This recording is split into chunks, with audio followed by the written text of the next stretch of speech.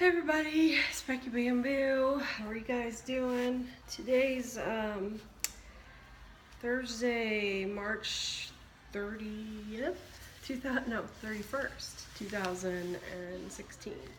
So, I want to give you guys an update where I'm at with everything related to the fusion. My one major problem that I'm having right now is I am severely constipated. Like, I haven't gone to number 2 since I've had surgery, and I am 8 days post-op from the anterior fusion and 6 days post-op from the posterior. So almost a week, any way you look at it, too long. Starting to get kind of bloaty. Up until today, I actually felt okay, but the last 3 days I knew I was, it's getting to the point where I need to go. So I started doing some laxatives, and nothing has worked so far. They kind of make my tummy grumble and rumble a little bit, and I've been producing some gas, but just nothing, no relief. So called the doctor today, and I have to drink the lovely magnesium citrate again to try to get this broke up and get it started, and then take a magnesium supplement for a few days to kind of try to get things regulated. I didn't, as a nurse, this is where you get into trouble when you're in healthcare, but yet you're the patient, because you either overanalyze everything, or your brain doesn't work to put all the pieces together, and that's more what it is for me. When I talked to the PA today, she was like, well, you had anesthesia twice, which the anesthesia basically stuns everything in your body. You're on pain medicine, and you're taking a huge antibiotic. I take a huge antibiotic twice a day to prevent getting any kind of infection with the hardware. So I'll be on antibiotics for a full month, actually. Maybe more, depending on what things look like at the end of the month. So all of those things, like the antibiotic messes with the bacteria in your gut, and so does the anesthesia, kind of halting everything. So it's just, my gut is all confused and it doesn't know what it wants to do. I've been giving it my good plexus probiotic every day, and so I was talking to her about that, and so we decided I needed to up that. But the problem is I'm about out of it. I've been waiting until April 1st to put my new order in, and yeah, it's just, whatever. So that's really the big thing that I'm dealing with. My pain it's still there. It kind of, this is how it works. I have a decent day, and then I have kind of a crappy day, and then I have a decent day, and it's like a back and forth thing. You take a step forward, you take 2 back. You take a step, so you just feel like you never really get anywhere. And it's hard. It's frustrating when you don't see changes every day, and you're not going to see changes every day. So those of you who are watching my channel for the first time, or watching me strictly to hear about the fusion stuff, recovery is very, very slow. So just be warned and be ready for a long haul. I'm really fortunate that I have the ability to basically come here and move in with my parents, and have my parents take care of my 2 kids, and not everybody has that. So if I didn't have that, people have been asking, well, what would you do if you didn't have your mom and dad? Well, I would probably be in a rehab facility, and my husband would have to just do what he had to do to take care of our kids. We'd have to put him in daycare full time, and whatever, that's what we'd have to do. So, you have to work around for your circumstances, of course, but it's definitely a slow process. I expect that I will be here several months to, 3 to 6 months, with my kids, and as time moves on, I'll be able to do more and more and more. It's just a very slow, progressive change to get to that point. So the first 2 weeks I am pretty much restricted to rest, get up and walk every couple of hours, and that's all we really want you doing. And that's what I've done. I haven't really done anything too excessive. I know it's so bright right here, isn't it? You can barely see my face. So that's pretty much what I've done. I mean, I get up and I make myself shower every day. That's one thing I want to talk about is that I think people tend to say, well, I don't feel good, I don't need to shower every day, it's okay. But it's not okay. This is, that is something you can do for yourself. It takes everything I have to take a shower, you guys. It wipes me out. But it's important for you to get yourself up and get yourself dressed and get yourself ready and learn how to, you know, rework your life around having a spine that's fused. I've had to learn a different way to put on my socks, a different way to wash my legs. I've had to kind of manipulate and try things, see what works, see what doesn't work, because some things just cause pain and you can't do it. But I've been able to, figure out how to get socks and shoes on, and it's just slow. It just takes a long time. So that's what my day consists of. At some point during the day, I always take a shower. I have to change the dressing that's on my back. I have 3 incisions on my back. It has to have a pressure dressing put on it every day. So, I have to change that anyway. So while I have it off, I might as well shower and, get myself kind of done. I haven't put any makeup on, but, I dry my hair, and I just a few of those little things make all the difference in the world in recovery.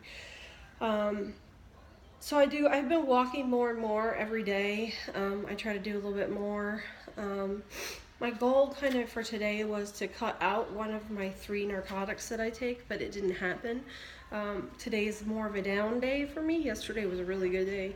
Today is more to the other side of things, but it's not terrible. After having 2 of the worst days I could possibly imagine with no narcotics, they had to take me off of them because of the headache that I got. They thought I was having like a rebound headache effect from the narcotics, but the only way to tell that was to take me off. Those 2 days without any Vicodin were, I can't describe. It hurt to breathe. It was so painful. So, I got through, after getting through that, any of the rest of these days kind of don't feel like they're that bad. So, that's what I've done. That's where I'm at. I am like hailing my mother because she's doing a fantastic job with the care of my kids. My dad is too. He's been, jumps in and helps where he can, and I have to think of something to do for them when this is all over, because they will have more than earned something from us, and I don't know what we can even do for them, but we're gonna figure something out. So yeah, I'm really dry. You can tell when I talk. I feel very dehydrated. So I've been drinking lots of water, some decaf tea, just anything to moisten my mouth. Actually, I'm gonna go get my cup just a second. I can't talk anymore. Oh, so much better. Okay. So I'm constantly keeping a cup of ice water with me. And I'm going through it pretty regularly, which is, you would think my bowels would be doing just fine with all the water, but they're not. What else can I tell you that's been going on? So yeah, those of you who are watching for fusion stuff, it is painful. It's very painful, and it does get better. If you have a staged procedure or staged fusion like I did, I had 2 surgeries. It's really hard because just about the time you kind of get your wind back from the first surgery, you're going to the second one, and then that one really knocks you back. My posterior surgery didn't go as great as they wanted it to. It was tough, so it took longer, and yeah, it was tough. But I was in really good hands. I know, and my surgeon, before both surgeries came in, closed the curtain to my little pod that I was in, and grabbed my hand and got up close to my ear and said a prayer, and I respect that because doctors don't tend to do that anymore because they're afraid to offend people. But you know, for me, I was so calm for this. It was so weird because when I had my hernia repaired back in 2014, I remember being so spastic about it. And I was very at ease about this whole surgery. I guess I knew I've fought this so long, and I knew this was the answer that I had to do, and so in a way that just made it a little bit easier. Weight loss surgery wise, I lost my appetite pretty good for several days post op. Um, it is starting to come back now. I'm not eating as much as I was, and I just you know, I'm not making great food choices right now because I just when you don't feel good, you tend to just want whatever. And but luckily, my mom has been really good about she's cooking dinner every night and making sure that I'm getting the appropriate nutrition, and we're not really snacking and junking throughout the day. Occasionally, we will have something, but not very often. So I'm doing okay there. I mean, I'm hoping that I end up losing a little bit of weight before I move back home. I would really like to lose, you know, 20 or 30 pounds. It would be great. I think that will get to where it will start to happen as I get released to walk as much as I want to walk. Like today, it's 70 degrees outside. It's beautiful right now. And I would love nothing more than just to take a stroll around their block. But I can't because I'm not released to do that kind of activity yet. And the thing with Fusion is you cannot do what they don't, you have to do exactly how they tell you to do, because if you do too much too soon, you're going to risk screwing up your Fusion. So you have to go really slow, and you have to be really mindful of your body mechanics when you do anything at all. I'm really mindful when I get up and down out of a chair, keep my back straight, use my legs, tighten my core, you know. The one thing of 6 weeks of physical therapy did for me pre-op was to teach me how to live now post-op. So, you know, as much of a pain it was, and it was so painful to go through that, it got me here, and it's helping me now. So I'm grateful for that. So if you're a person that, you know, has to have the physical therapy session before your surgery, then just know that it will be worth it in the end, and take what you can out of it and all that. Right now, I am required to have this brace on when I'm up moving around. If I'm just getting up to go to the bathroom or go refill my water or something like that, I don't have to wear it. And you don't wear it sitting down because it's really uncomfortable. You wrap it around, it velcros, and then these little tab doodads, you tighten, and it tightens it even more from the back side. So it's nice and tight around your spine, and it actually, when you're up, if you're doing any length of walking, this is what it feels really good to wear it. I also 4 hours a day wear a bone stimulator, which if I have my brace on, it goes on top of the bones. The bone stimulator is on top. It's like this square thing front and back, and I wear that first thing in the morning. As soon as I get up, I put it on because I don't want to deal with it anymore. And I know first thing in the mornings when I'm stiff, I'm still waking up, I tend to sit in the recliner a little bit more that time, so the time passes with that. It's just an aggravation to where it makes my incisions really hot feeling, so I need ice packs, and it's just a hassle.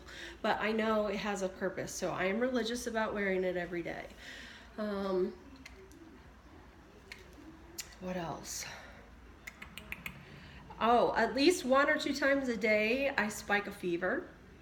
This is something I never was told pre-op. It's normal, they say, to run a spontaneous fever even up to 102 degrees because your body is adjusting to the foreign body of the hardware.